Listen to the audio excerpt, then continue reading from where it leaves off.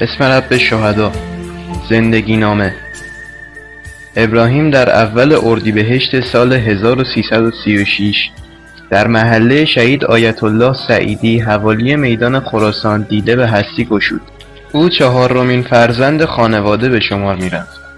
با این حال پدرش مشهدی محمد حسین به او علاقه خاصی داشت.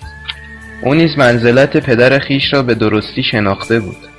پدری که با شغل بقالی توانسته بود فرزندانش را به بهترین نحو تربیت نماید.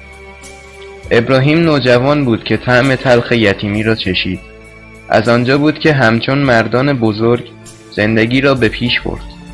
دوران دبستان را به مدرسه طالقانی رفت و دبیرستان را نیز در مدارس ابوریحان و کریم خان زند.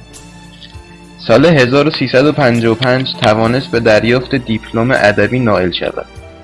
از همان سالهای پایانی دبیرستان مطالعات غیر درسی را نیز شروع کرد.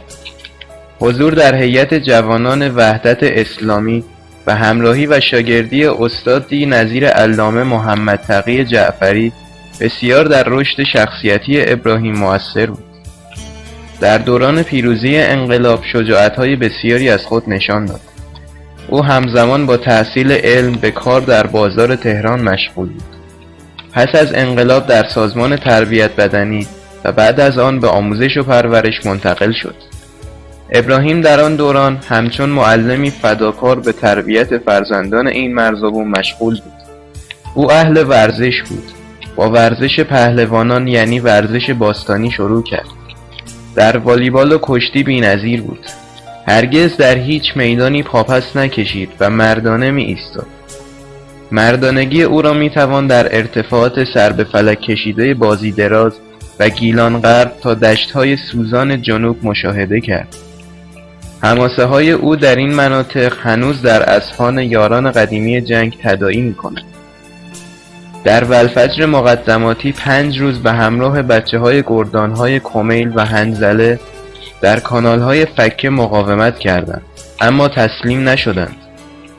سرانجام در 22 بهمن سال 1361 بعد از فرستادن بچه های باقی مانده به عقب تنها با خدا همراه شد. دیگر کسی او را ندید. او همیشه از خدا میخواست گمنام بماند، چرا که گمنامی صفت یاران محبوب خداست. خدا هم دعایش را مستجاب کرد.